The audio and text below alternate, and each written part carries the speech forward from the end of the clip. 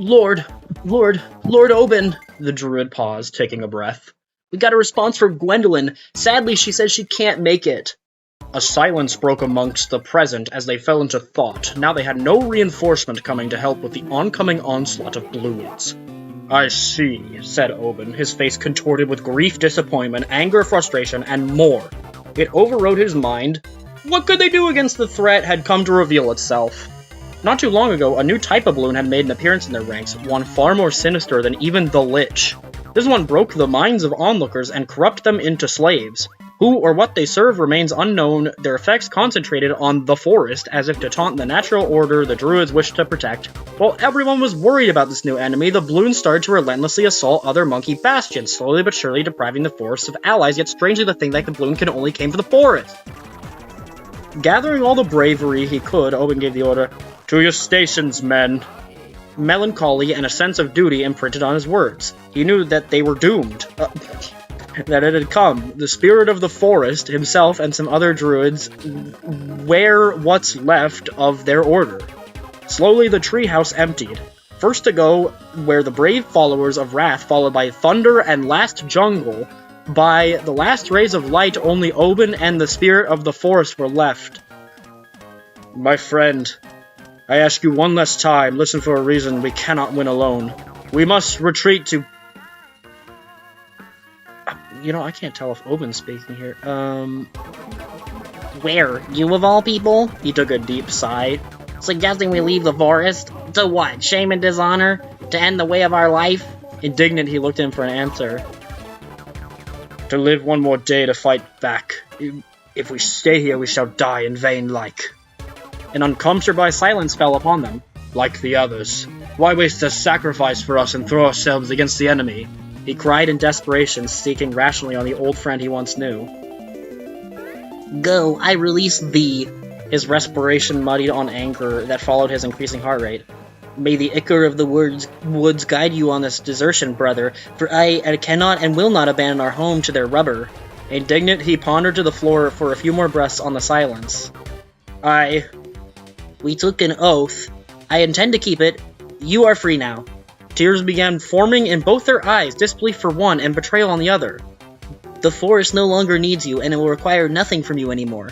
Shall we fall as we will, then so be it. He tried to respond, answered back, but Oben was right. It was too late. Oh, so that was Oben. Okay. Just swap the voices. To do anything meaningful, living on, and passing the teaching in a world without the forest would be his punishment. Yet, he tried one last time to reason. To maybe try and go away together to flee. There's passages below on the routes. You can guide the survivors, and we can all survive and try to retake. The future can hold new hope. I beg you, listen to me, Oben! Silence followed, and a pair of emotionless eyes took a hold of his visage. The smell of oak no longer accompanied them, and now the smell of fresh-cut grass and flowers assaulted them as if to mock their time. Do you know them well, too? A small nod was all that answered. Then you are already released. Take what you can and scram. A knot formed in his throat, a million words stuck there, but none of them were what he wanted to hear nor say. What felt like an eternity passed, Oben sat in a spot without moving. Now night blessed him with the moonlight, and a cold current of air awoke him from his catatonic state. Okay. They all abandoned you in the end. Even the mighty forest comes to an end, leaving you a defenseless child for the Bloons to take. A voice sprung onto his head, sharp as a thorn of a rose and chilling as a bath on the winter skies. Nothing new to Oben. He had been hearing the voice for quite a while now. Oben has schizophrenia. I have chosen this. My end. Oben said with conviction, yet his voice betrayed him. The sorrow could not be hidden away. Oh, but did I not warn you? Oh wait, that's not Oben. Oh, but did I not warn you? Did I not offer you my hand? Oh, mighty protector of the forest, I'm afraid that what you chose was a willing death long ago, not a heroic and less warranted death. Come now, be honest. You let them die because your arrogance matches no other. Timmy Turner. Anger arose from the sorrowful monkey. Lies! You blinded me, told me of disasters to come and ends of life that were not to pass. Not one mention of this made me heed. He paused to take a breath, but the voice did not waited. Oh, did the crybaby not hear me when I spoke of Timmy Turner, or the forest end? Or did it choose to ignore the end of your life? Ah, but of course you must have heard about the death of Wrath. After all, the warning came to ears deafened to the truth. What truth? The one where I betray the forest and join whatever you are? Nonsense. You are hiding on a veil of shadows and games how I can trust being who has not even revealed itself to me, less spoke of its name, a false prophet in smokes and mirrors. Yet he refused to the voice. Blind and deaf, I have revealed myself to you multiple times in your dreams, in the visions that I gave you, yet you can't see me. Maybe you can't understand what you see, but I can assure you I am there, and here and you and outside. We are one, Oben. Accept me and be bestowed with the will and power to save your forest. A tempting offer that Oben had pondered multiple times, but he can't give up on his brothers in the forest. There must be a chance. A spark of hope must still remain. Silence ruled over him again. The voice left him to take his own devices, but this silence was soon crushed when the sounds of battle reached his ears. It's time. He righted himself and set out to face the waves with his brethren.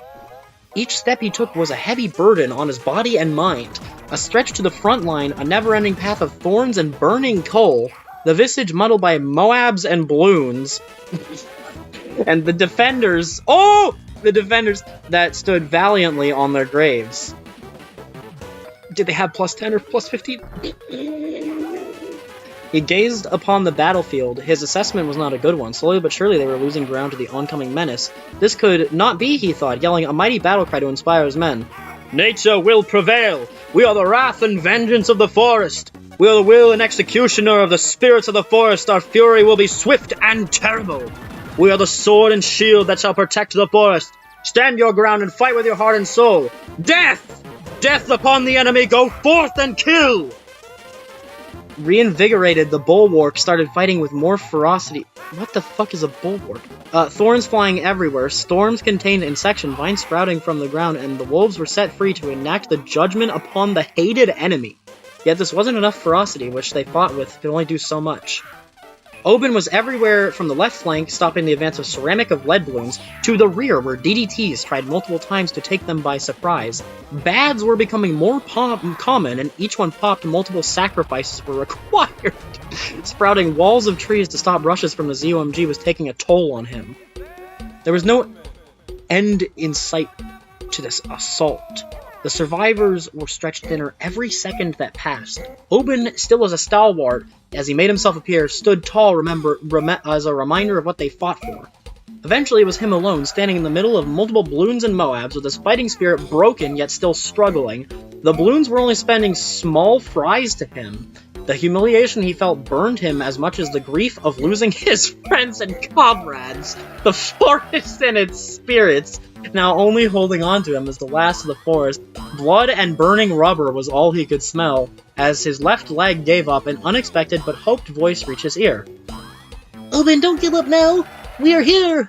Sorry we are late! It was the spirit of the forest monkey, with reinforcements few in numbers, but a welcome sight for the tired monkey. It wasn't relief, but anger that came to him. Why? Why did you come back? To die? He asked his old friend, but only silence met him. They were here to fight, and that's what they did. This new fresh air gave him the needed rest, but it was cut short faster than anyone would have expected. It's the Lich! He's here! The words shattered all hope that came anew. Now despair filled the air. Suddenly a heavy thud was heard next to Oben, and when he looked at what had happened, it was too late. The spirit of the forest had received a blow from the soul of the Lich, falling with a tender smile towards his friend as he gave his last breath before its death. Well, the spirit of the forest is fucking dead. But Oben had no time to cry nor lament as he was surrounded again. With his spirit broken and all hope lost, it made its move. All is lost and dead, but the mighty protector of the forest have nothing to protect. Of course he is. The blind, deaf idiot never heed me, not paid attention to me. The world seemed to slow down for Oben, his focus slowly shifting to the voice that had tormented him for so long, now the only company he has. Look at you, how pitiful you are. The shield with a handle, a sword without a blade, the druid without his spirits. The voice mocked him. First was your bunny, then your subordinates, and then your brothers. All has been taken from you. It continued, injecting wrath into his mockery. Abandoned by monkey society at large, they didn't tame as they promised. They probably even laughed at you, oh poor druid of the barren wastelands. They never even cared for you in the first place, always mocking or belittling you, and they are a true plague that is end of your life. A vision permeated his eyes. He could see them one by one passing by, laughing at him. He's nothing but a hippie, Churchill said. The sun god is the only thing he should put his faith in, Adora must. I hope we can soon cut more of the forest so I can have some more arrows, Quincy wished. I always wish for me. I always wish for me to be the one that burned the forest. I can probably do it after the Blues make work of the druids, spat Gwendolyn, his face contorted with extreme fury. Curses upon their names. I knew they never understood me or what it means to protect this sacred place. Indignation with his friends and angered himself with being so foolish, he cried. There, my dear Oben. I'm here for you, the voice said with a calm-like voice as if to calm one's child. I offer you the truth, but not only the truth. I offer you one last thing. One last hope! His eyes gleamed with vengeance and an anger he had never felt before. I'll take it, he said. I don't care what it is, just promise me one thing, his voice breaking down with new each word. And what would it be, my dear? Vengeance. Granted. Oben could swear he felt a smile looking at him from all senses, yet the only thing in his vision was one thing, a single balloon, ethereal, mystical, senseless, made by shapes that hurted his mind and ears.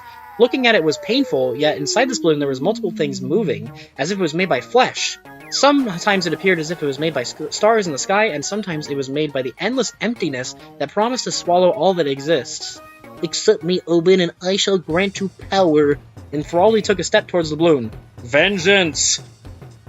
He took another satisfaction, and another joy, and another freedom. He was in front of his release, one breath away from what was promised, yet he felt calm as if he was free of a weight that was inflicted upon him a long time ago. Now, Oben, be mine, be what you were meant to become.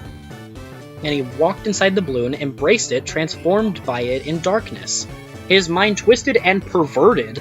His form no longer felt material, as if he existed in nothingness and the material at the same time. He could hear things that seemed alien to him, yet made some sense. The balloons have reached the forest! No! Infinite rice pudding! Free dart monkey! Ah! Kittinus! As the darkness turned into light, Oben was no longer his old self now and knew his fur was dark as a void in the sky, his eyes gleaming with the light of a dying star. He felt he could summon an extension of his new master at will.